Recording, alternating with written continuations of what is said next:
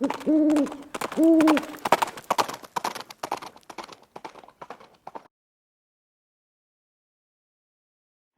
guys, it's Viejo here, and we're into the third week of June in 2024. I got a nice day going on here on the central coast of California. I've done a couple other video jobs out here at the bench earlier, and it was a little cooler, but I got 72 in the garage here right now at only a little over 60% humidity, so it was nice. Hey, today I want to talk to you about this real Avid Master Gun Vise. I've had this for I don't know, a month and a half or so now, and I've used it quite a bit at the point where I think I can give a reliable review on it.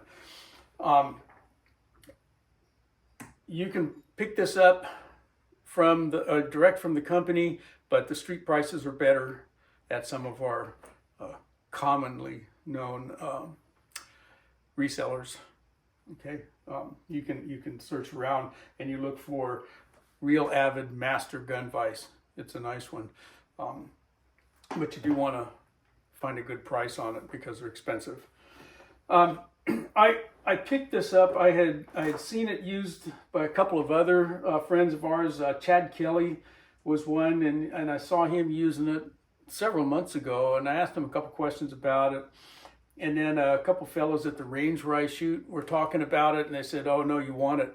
If you're going to do any kind of work on your long guns in particular," they said, you know, you need this vise. And it was expensive.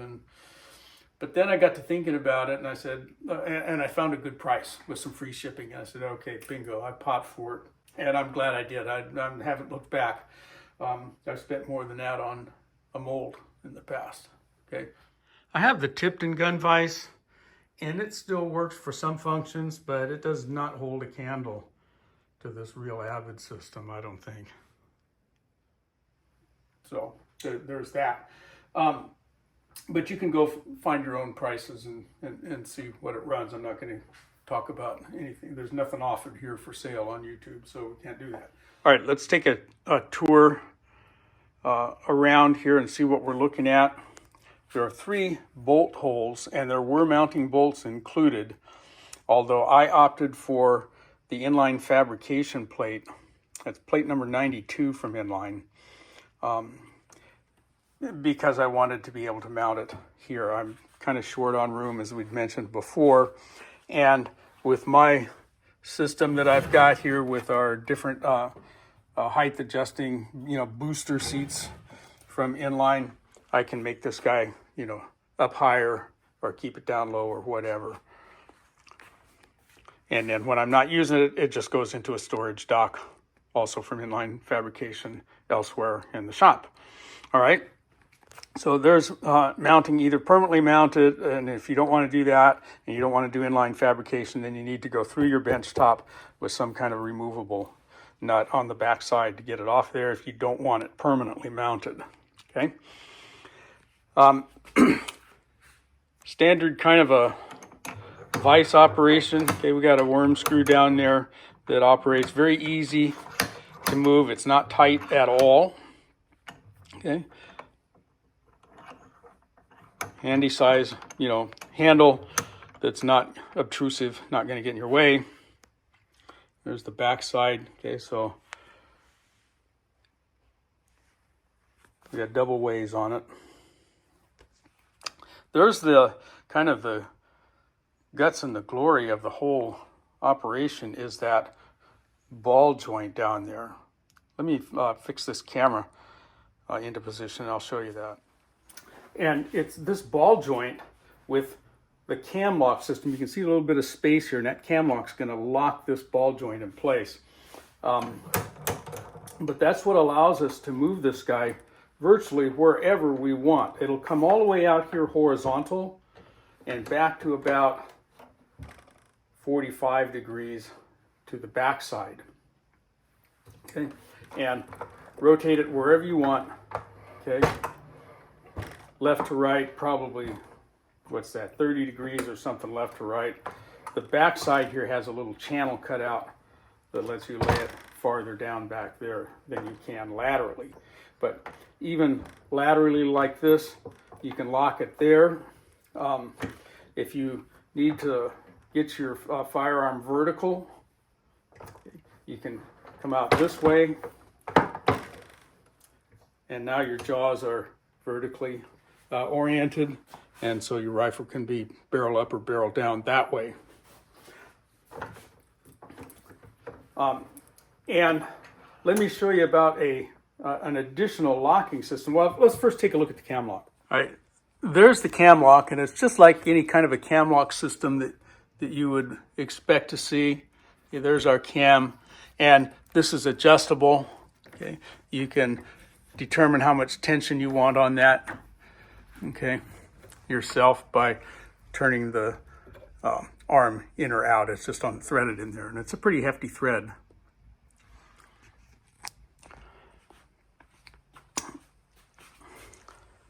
Over here, we've got a pin, and this is a locking pin that will allow us to lock this thing in several positions in addition to the cam lock. Let's look at that. The ball there has some channels cut through the kind of the under surface, and this pin that's kind of in this parking place right there will, when you get this guy lined up properly, will slide all the way through there, and that keeps this guy locked in place. It cannot move, right? So there are a couple of positions that you can lock this into in each orientation. Real Avid says there's a total of 8 possibilities.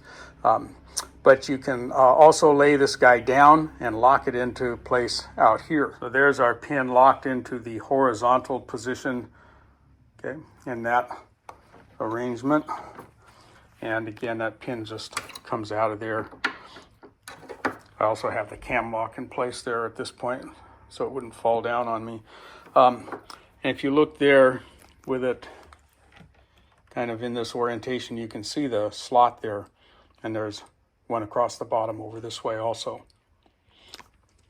If you've got a particularly heavy rifle up in there, and you don't want it, you know, tipping over or falling if you're not comfortable with the cam lock holding it. So far, with any of mine, which are not particularly heavy, I haven't found the need to use the pin, but I can see that there might be such an occasion. Let's take a look at some of the measurements on this. It's kind of hard to tell in a video what we're talking about for size, so let's look at that. The Vise only weighs about 11.5 pounds with the inline fabrication mounting plate on it. So, you know, even to take it off to go set it somewhere else, it's just very, very lightweight. Okay, really nice. So the width across the base, okay, 7.5 inches or so. Okay, and the height from the bottom of the base, about 10 inches. The jaw width itself, okay, about 5.5 inches with the pads on. Okay. Without a pad, a little narrower, right at 5 inches. Our max width here with no pads is about 4.5 inches. Okay, we'll put the hard side in. With the hard jaws, we're looking at about 3.5, maybe a little longer than that. With the soft jaws in place, you're only looking at about 3.5 inches. But that should be plenty for your firearm, right? There is this little foam pad on here for the part of your firearm to rest on, and that just slides back and forth wherever you need it, okay, to center it up. Okay, so there's our dimensions. Again, it's not heavy, although, you know, all of the parts are metal with the exception of our few plastic bits on our pins. And I did get a couple of different sets of jaws. This is the set of jaws that came with it. This is all that came with the Vise, the set of instructions, and one set of slip-on jaw covers. It does come with a set of instructions, and they're very simple. Okay, you know, some warnings and whatnot. You know, don't eat it. Mounting instructions, again, very simple. Drill a hole, put a bolt through. Talks a little bit about the articulating ball and socket, the cam lock. Okay, how to tilt it, how to lock it in place, and so forth. Also picked up these extra jaws. These are a real Avid product. Okay, and they're a little harder material. They've got a little bit more space than the gray ones with the channels. It's still a rubbery, you know, like real hard rubber stuff. It's not metal and not hard plastic. The other side has a flat gridded, grippy kind of a surface. Not real expensive. These are the jaws that came with the Vise. They're reversible. These pins have a ball detent on them, which is a nice touch. Okay, and the one side of the jaw is padded foam, while the other side's gridded. Okay, you've got some channels in there for locking in different shapes, barrels and whatnot. Okay, so they just quickly reverse like this. It couldn't be simpler. All right, and then you're set up with a little harder surface with those channels in there, easy peasy. And this piece here is really cool. When it comes time to work with your scope, you get your firearm adjusted up here, and I'll put one in there for a minute, in a minute and show you. But what this does is, even with the locking pin and the cam lock tightened up, watch those jaws. See that movement? You can rock those back and forth about 3 degrees in either direction, and it'll lock over there. Okay, so you know, you can, with your bubble level system, you can get your scope pretty close and then dial it in just exact with that. It's just incredible. It's a great system. Okay, so there's all of that. Let's go ahead and put a couple firearms up here and talk about some of the things that this Vise can do for you. You know, we know how painful it is to kind of get in here and work on these screws if you're in a Vise or someplace and you don't want them falling out. All we've got to do with this guy, okay, is just lean it back like that. Gets over here into this nice 45 position, lock it down so it doesn't go this way, and you got a lot nicer accessibility to your scope and other details up here on the top of the firearm. Okay, time to run a bore snake down through the barrel. You know how difficult that can be here when we're in a horizontal position, but with this guy,